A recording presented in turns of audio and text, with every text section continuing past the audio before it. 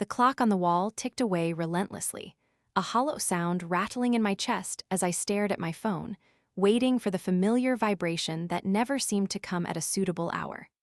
It was 10:30 on a Friday night, and the soft glow from my bedroom lamp highlighted the scattered remnants of my unfinished dreams. I glanced around the room, seeing the half-packed suitcase in the corner, a hopeful reminder of a trip I'd planned to finally take for myself, something sunny and vibrant, completely unlike this dreary existence. But every time the plan began to take shape, the structure would crumble, always replaced by the latest emergency call from him. Suddenly, my phone shattered the silence, my heart leaping into my throat as I saw his name flash across the screen. My excitement warped quickly into dread, a familiar rhythm that danced in my stomach. I answered, bracing myself. "What is it?" I asked, my voice steady but strained, like a stretched wire ready to snap. "I messed up again," he said, his voice flat, devoid of the usual bravado. "I need your help." The words hung heavy in the air, and I could almost hear the quieter echoes of a blackjack table and the unfortunate clinks of falling chips. My pulse quickened in response. This was a script I knew all too well. "How much this time?" I asked, trying to keep my tone even, my frustration buried inside where it could do no harm. "You have to be honest with me." $50,000, he said, and my breath caught in my throat as though I had choked on that number. "I just need a little time to get it back. How many times have we been here?" I could not help the edge in my voice, the desperation creeping in. The wallpaper around me was peeling, the color fading like the remnants of my own ambition. "You promised you'd try harder. You said you were done with this." "I know, I did, but—" He paused, searching for words that would convince me, words that did not exist. "One more chance, Harper, just give me one more chance." "One more chance?" The words burned as they spilled out, my own heart sinking deeper into a chasm I was too familiar with. That's always the deal, isn't it? The cycle never ends. I pinched the bridge of my nose, trying to hold back the exasperation bubbling inside me. "Just this once. I swear I will fix it," he said, the urgency in his tone almost persuasive, but I was untangling the web of his lies, too burdened by the weight of betrayal. "You can trust me." "Trust you? After this?" I took a deep breath, letting the air fill my lungs as I caught a glimpse of my reflection in the window. I looked older, more worn than my 28 years. "What about my life?" "I've had to put everything on hold time and time again. All the money I saved for my own trips, my own dreams, it's gone because I keep rescuing you." "I know, I appreciate everything you've done," he stammered. "But you're my sister, you're my family." "Family?" I repeated dryly, feeling the sting of bitterness seep into my words. "You mean family like a backup plan to you? You hardly even think of me. While mom and dad throw you parties when you win a few bucks, I'm the one cleaning up the mess." I squeezed my eyes shut, feeling the rush of tears form. They should see me, should appreciate the sacrifices I made for their beloved son, but here I was, forgotten and angry. "Harper, please," his voice cracked with desperation. "What am I supposed to do? I have my own life." I swallowed hard, tears escaping anyway, leaving streaks down my cheeks. "And just so you know, as your safety net, I don't get a day off. It's draining and I am done feeling like this." "Okay. Let's just forget everything for now. You come over tomorrow and we talk face to face," he said, a laugh barely hiding the anxiety. "We can figure something out. I'll have a plan." "Oh great, another plan," I sighed, the weight of my disappointment like a stone in my chest. "When do the plans ever work? You're not going to have anything. Just like always, you'll have more empty promises. Do you really expect me to believe you? This is exhausting." "We can change this," he persisted, desperation clinging to his tone. "Just give me one more chance, I need you." Suddenly, the edge of his voice shifted as if he could feel that I was slipping away from him. "I need you. No, I'm tired of being your crutch. I want you to take responsibility for once." Every word pulled itself from the depths of my being, a churning vortex of sadness and anger, and the realization that I had been living for him, not the life I wanted for myself. "Please." His voice was low now, one not accustomed to defeat. "I cannot lose you." "Losing me? You've already lost me," I snapped. "Every time I run to your side, every time I scrape together money I should save for something worthwhile, what do I get? Nothing but gratitude that feels like a ghost." "I thought family mattered. You are important to me, you have to believe that." "Yeah, well, it feels like I only matter when you need something," I said tersely, each word stinging like fresh wounds. "And I am done." "Harper, don't—" I hung up before he could say another word, the finality of it echoing in the quiet of my room. I let the phone drop to the bed, where it lay like a guilty reminder of how entangled my life was with his. My heart raced, fueled by anger and heartbreak. I felt hollow yet invigorated, ready to reclaim the life I had been stifling in the shadows of someone else's mistakes. I wanted revenge, not just on him, but on the entire scenario, on everyone who had overlooked my sacrifices. I closed my eyes, envisioning a horizon filled with possibilities, a future where I could breathe freely. The family gathering felt like a knife to my gut, and I forced a smile as I entered. The warmth of the bustling kitchen enveloped me, mixed with the comforting aroma of roasted chicken and spices, but it did little to ease my anxiety. Laughter echoed through the room, the sound too bright for my fragile nerves. As I maneuvered past the guests, I caught sight of my brother, leaning against the kitchen counter like he owned the place, his confidence radiating like a glowing halo. "Can you believe it? I turned $2,000 into $5 in just a week. You won't believe the luck I had at the tables," he exclaimed, a smug grin plastered across his face. My chest tightened as I heard those words. The $2,000 that had come from my savings, the money I had lent him after he promised that this would be his last gamble, that he was finally turning things around. My breath caught in my throat, but I forced my smile wider, a posted note of bravery masking the pain beneath. "That's great," I managed to say, though my voice felt brittle, like a dry twig ready to snap. "Great? This is amazing." "I thought I'd be buried under debt forever," he said, throwing an arm wide as if to embrace the entire room, but all he embraced was his own deception, and I was left to suffocate in the shadows. "Yeah, well, luck's a fickle friend," I replied, fighting against the words that clawed to escape my lips. "You know, it can turn on you just like that." "Come on, Harper, don't be such a downer. This is a celebration," he said with a laugh that felt hollow. My heart sank lower as the rest of my family joined in the applause, oblivious to the cracks forming in our foundation. My mother's voice cut through the air, a loving lilt that made me feel like a ghost at my own family's gathering. "We are so proud of you, sweetheart. You've really come a long way." Proud? Their blind adoration was a blade, sharp and unyielding, slicing through the fabric of my patience. In my mind, the scene played in slow motion, each clap of their hands hitting me like a mallet. I felt the heat of humiliation wash over me, climbing my cheeks like a slow burn. It struck me then just how little I mattered in our family unit. I retreated to the kitchen, pouring myself a glass of water, the cool liquid a stark contrast to the turmoil inside me. My parents were laughing and clinking glasses, echoing words of celebration that rang increasingly hollow. They had no idea that behind the triumphant facade, I had been carrying the weight of my brother's misfortunes, my financial support digging deeper into my soul, weaving a web of resentment I had tried to ignore. "Harper, come join us. We are talking about the next family trip." My mother's voice chirped from the other room, filled with exuberance. But her invitation felt like a chain dragging me back into a cage that I was desperate to escape from. "Not right now, I'm just..." Tidying up," I called back, unable to mask the tremor in my voice. The truth hung like a fog, dense and unshakable. My heart was heavy, suffocated by the dread of my brother's betrayal. "Tidying? What's wrong with you? Don't you want to hear about the trip?" he shouted, his tone annoyingly casual as if he were unaware of the storm brewing around us. "I want to hear how you plan to pay me back," I snapped, the words bursting forth before I had a chance to think. The room fell into a startling silence, and I could feel the tension wrap around us like a heavy curtain. All eyes turned to me, and for a moment the jovial atmosphere evaporated. "Pay you back? I just told you that I won," he replied, his demeanor shifting from casual to defensive. "You should be cheering for me, not casting doubt. You should be worrying about how many more times you can gamble with my money," I said, fighting against the tide of cold fear that seeped through my anger. "What happens when the luck runs out? You will bury me with your debts."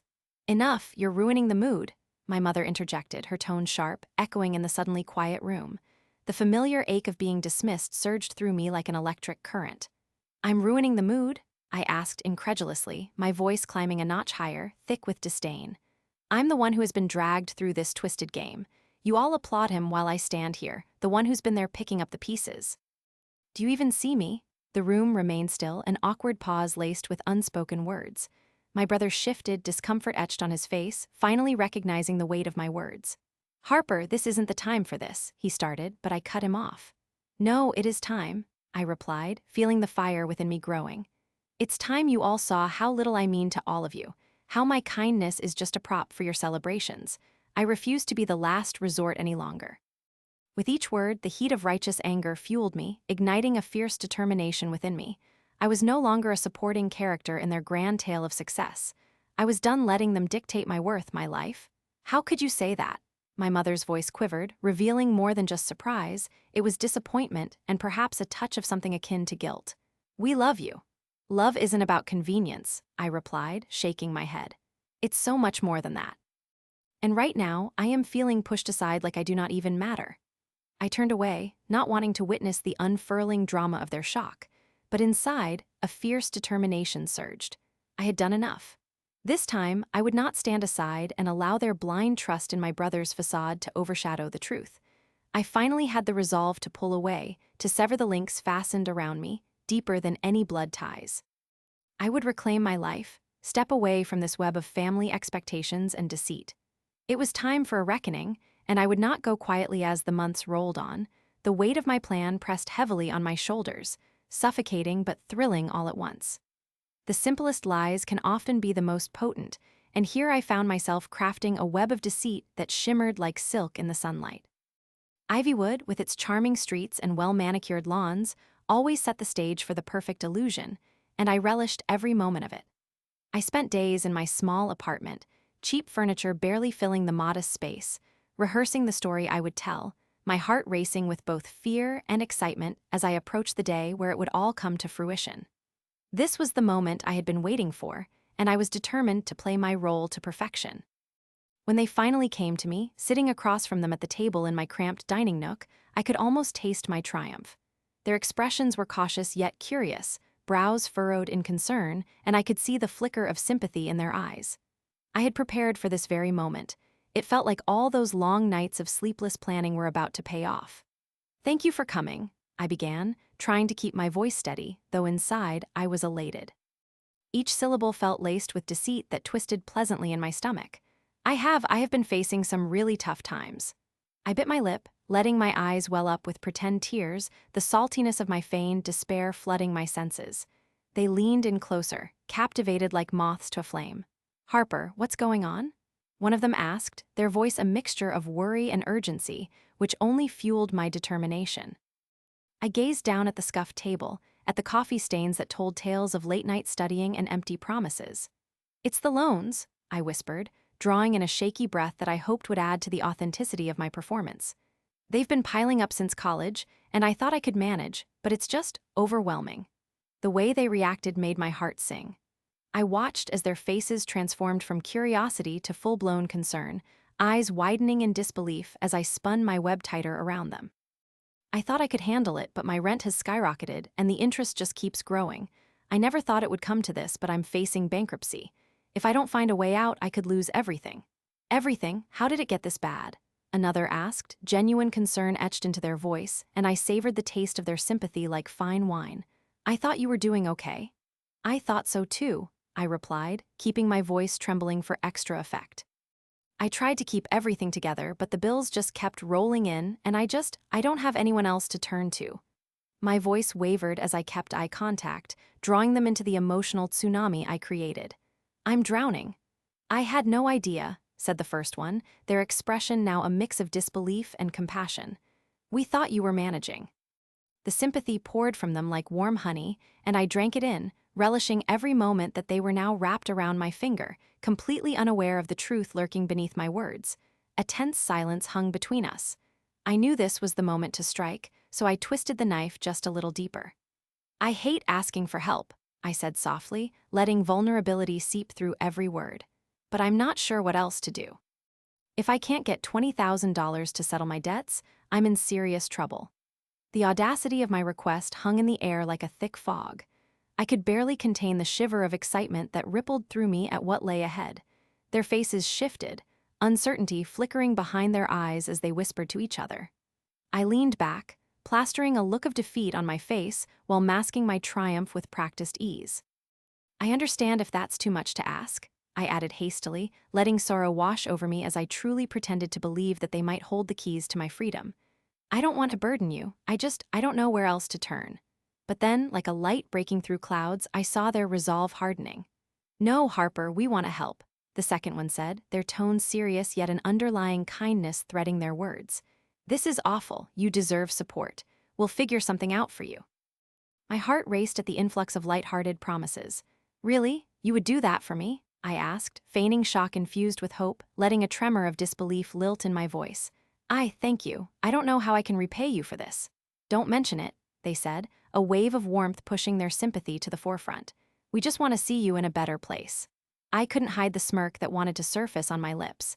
They were wrapped around my words like puppies who had just been tossed a treat. $20,000. That sum would be my lifeline, the starting point from which I would rise like a phoenix from the ashes of deceit. I would relish their generosity and, in return, bury every ounce of vulnerability they thought they had unearthed in me. I swear I won't let you down, I promised, my voice barely more than a whisper as I clutched the edge of the table, letting a false wave of emotion wash over me. You'll see, I'll make this right somehow. Little did they know, this would be my chance to escape their shadows finally. They stood ready to hoist me up with the very rope they had woven themselves, and I coveted the moment with every fiber of my being. I left them with a grin hidden behind the mask of gratitude, my heart pounding with the thrill of the chase. I would start my ascent now, and they would never see it coming with my parents' money in hand. I took a leap of faith and invested it in starting my own small business. For so long, my life had been spent under their shadow, where every expectation assumed the role of a weight pulling me down, suffocating any spark of joy or ambition I had left. I could almost hear their whispered judgments echoing in my mind as I scrolled through listings for potential storefronts, scanning for a place I could call my own. As I placed my first order of supplies, the smell of fresh paint and varnish mixed with the tang of cardboard boxes filled with merchandise invigorated my spirit, igniting a fire inside me that had long been dormant. I poured my energy and passion into every aspect of it, from designing the logo to curating the stock. I meticulously colored the walls of my space in soft pastels, giving it a welcoming vibe. It felt alive, as if it breathed alongside me, my precious little haven brimming with possibilities. While my family remained oblivious to my journey, their calls fell silent on my phone screen. I did not feel the need to report my progress to them. Their opinions had devolved into noise, distant and unimportant. I cut ties with their endless expectations. I remember the day I finally stood firm against my mother's expectant pressure about settling down and pursuing a real job. I had laughed, a sharp edge to my voice as I said, "You know it's okay to want something different, right?" I could hear the indignation in her gasp as she struggled to comprehend how dare I chart my own path beyond their blueprints. My heart raced, pounding against my ribs as I envisioned myself free of their constraints, focusing on building a future that was untainted by years of lending support to those who never appreciated it. The day the first financial report from my business arrived was surreal. A mixture of disbelief and uncontainable joy flooded over me. I sat at a small cafe, nervously tapping my fingers against the wooden table, the sunlight streaming in and warming my skin like a tempting promise when I opened the email. "You have made a profit," my phone screen proclaimed, bold letters spelling out my success. My breath hitched. A swell of triumph rose in my chest as I read and reread those words, unable to sink in just yet. It was no longer just a dream, it was reality. I had built something out of my own sweat and determination. I was no longer the constant rescuer. I had become the architect of my own destiny, leaving behind a path of bitterness that I had lived with for far too long. A shiver of excitement coursed through me as I remembered the moment I had first taken a leap into this independent venture. I could still hear the clink of the bell on the door of my shop as I stood behind the counter on opening day, my heart racing. Each customer who entered was a thrill, a spark of doubt suddenly combusting in a flurry of hope. The warmth radiated from their smiles as they admired my selection, and I could hardly believe this was mine. Each compliment was like a balm for my wounded spirit. The bustling atmosphere of laughter and chatter wrapped around me like a warm embrace. Suddenly, my phone buzzed, disrupting my reverie. It was a message from my father, short but sharp, asking if I could come by for dinner. My heart sank for an instant, remembering the disheartening family gatherings where the only topic of conversation was their disappointment in my choices. Would they probe about my business next? I hesitated, but then steeled myself. My victory needed even their skeptical acknowledgement. "Sure, I will be there," I typed back with a mix of determination and dread, my finger hovering above the send button as I muttered to myself, "You can do this." The night of the dinner arrived. The familiar aroma of baked pasta wafted through the air as I walked into their home, each step on the wooden floor echoing memories of my childhood. I did my best to focus on the present, striving to drown out my thoughts of their past judgments. They sat across from me, their expressions a mix of curiosity and confusion. "So, Harper, what has been going on with you?" my father asked, a slight edge in his voice as if he anticipated some half-hearted explanation about my job search instead of the whirlwind of experience that had become my reality. "Well," I began, excitement bubbling up within me as the words spilled from my mouth, "I started my own business." The room fell silent. I could feel their stunned expressions scrutinizing my face, and I rushed to fill the silence. "It's a small boutique that focuses on sustainable fashion. I've been working on it for months." The words felt freeing, a release of tension that had been wound tightly for too long. "Sustainable fashion? Really?" my mother said, an eyebrow raised. "But why would you do something so unconventional?" She emphasized unconventional like it was a curse word, glancing at my father for confirmation, as if awaiting his disapproval. My heartbeat quickened, but I pressed on, embodying the determination that had brought me this far. "Because it is important," I insisted, steadying my gaze on them. "It represents my values and it helps the environment. And it's working." I felt alive, the passion fueling my confidence. The room was quiet except for the ticking clock on the wall, each tick resonating with my heart pounding. I could see a flicker of conflict behind their eyes. They were grappling with their expectations against the reality I was offering. "Well, that is interesting," my father finally said, though his voice held no warmth. "But can it even be sustainable financially?" Their skepticism dripped from his words, and my heart constricted with the urge to prove him wrong. "I have turned a profit," I exclaimed, unable to suppress the grin that split my face. "I made my first $1,000 yesterday." For a moment, their expressions softened, and I caught a glimmer of pride before it was quickly veiled by disbelief. "That's great, but you know that the world out there can be harsh," my mother chimed in, her voice laden with caution. "Are you really prepared for the challenges?" Her words were a reminder of the years spent in their pessimism, and I took a deep breath, knowing that each moment spent in their presence, filled with doubt, only sharpened my resolve. "I can handle it," I replied firmly, the fire in my belly pulsating. "I've come too far to let anything stop me now." I saw them exchange glances, weighing the uncertainty against what they just heard. Somehow, I knew I was closer to shifting their perception of me. After years of drowning in their worries, I was now the one who held the reins. As the evening wore on, I realized the table had shifted. I hadn't just come to share my news. I had come with the power that transformed me, the unmistakable scent of freedom lingering in the air like perfume, the sweet, intoxicating aroma of triumph. I left their house that night with my head held high, feeling lighter, almost buoyant. I could sense the threads of resentment beginning to unravel, ready to give birth to new dynamics between us, bolstering my conviction as an independent force. I wasn't just leaving their expectations behind. I was drawing a new map with colorful pathways, the kind that led to my own adventures. I was fully alive, poised uniquely on the threshold of my new chapter. The day finally arrived when I was ready to unveil my success to my family. My heart felt like it was dancing chaotically in my chest. I had rehearsed this moment endlessly, perfecting my lines in front of the mirror. But now that I was sitting in the living room, waiting for them to arrive, my pulse raced with a mix of excitement and dread. As I sat there on the familiar old couch, the faded fabric scratching against my bare legs, I could feel the weight of what was about to happen.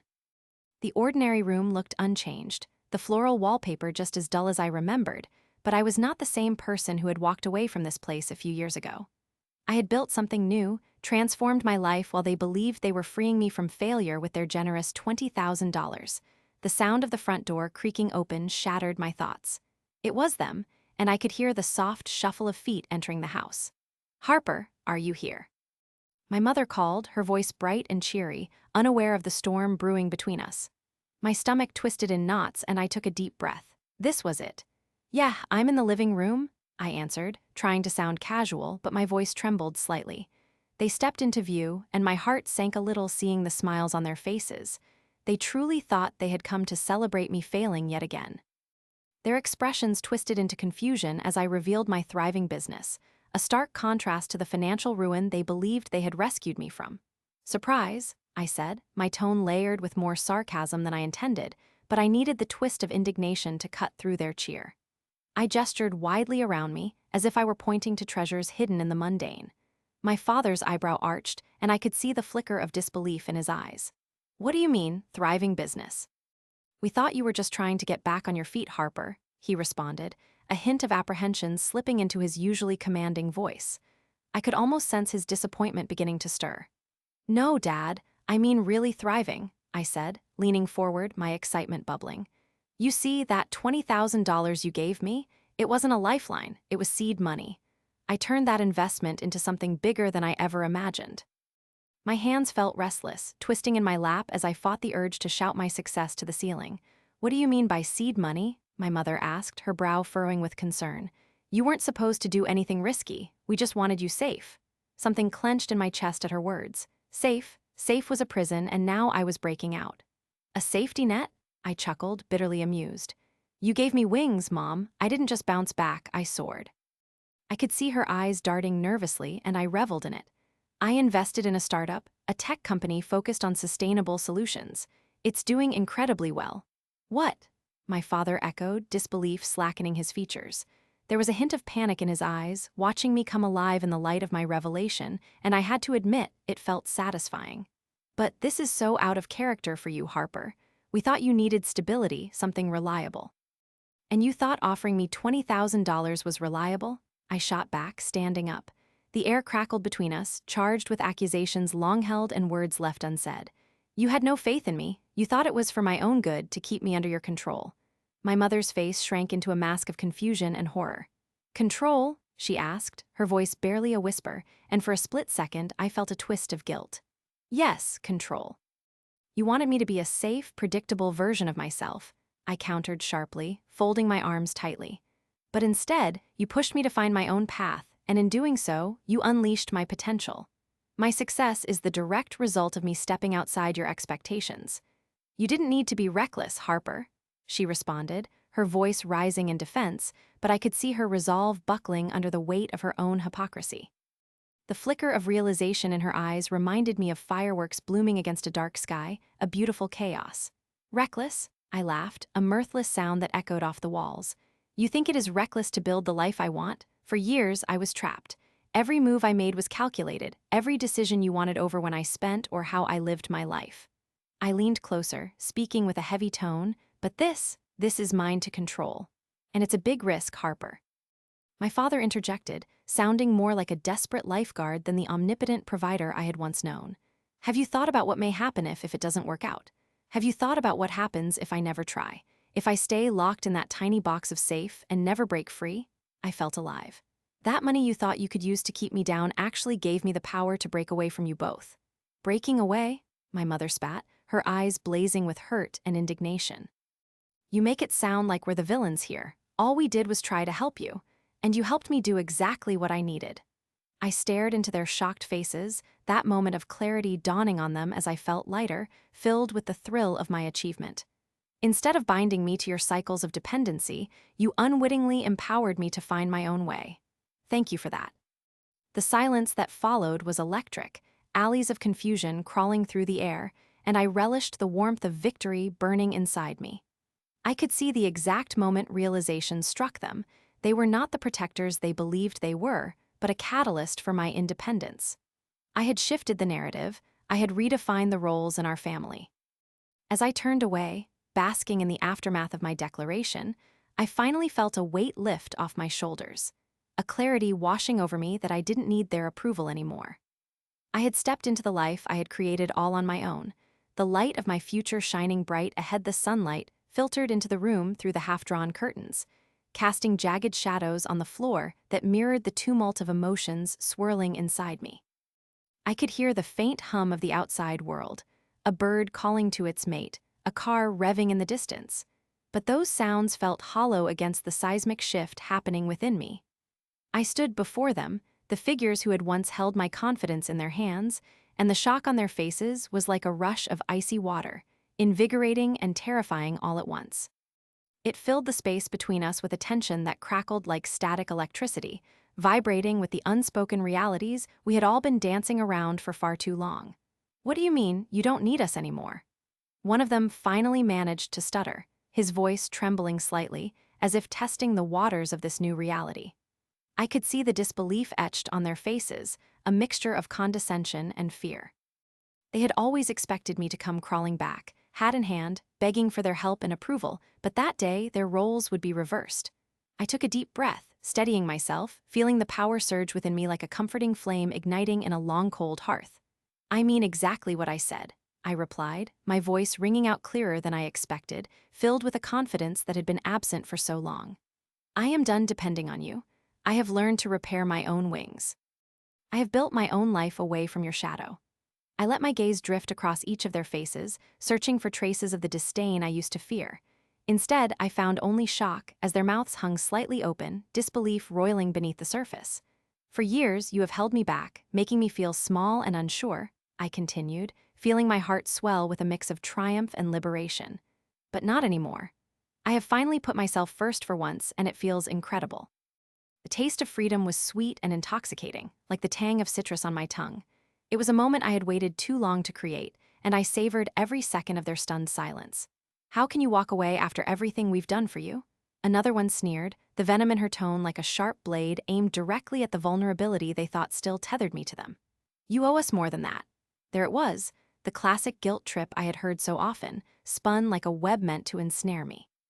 But instead of faltering, it felt like I was being suffocated by the weight of my own past, and I aimed to shed it right then and there. "Owe you? Owe you what?" I shot back, a fire igniting within. "Owe you for all those times I reached out for a hand, only to find none extended. For the times you voiced your opinions over my own needs and wants. Your idea of support was always tainted with conditions, and I am done. Done begging, done compromising. I am tired of living in a world shaped by your fears and insecurities." The words flowed freely, each one carrying the essence of years of pent-up desire for autonomy. I could practically sense the walls of their world crumbling under my resolve.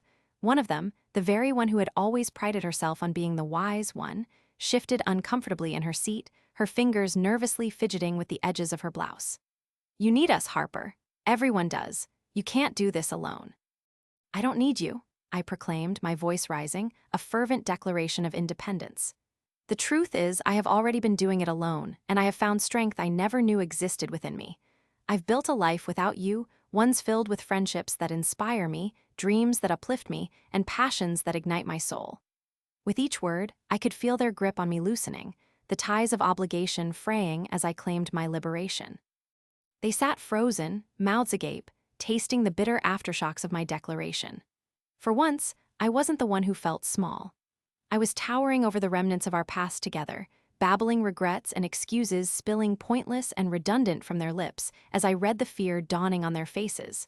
Their attempts to guilt-trip me, to reel me back in with fond memories wrapped in dire warnings, fell on deaf ears. The past was a shroud I was no longer wrapped in, and I had no intention of returning to its confines.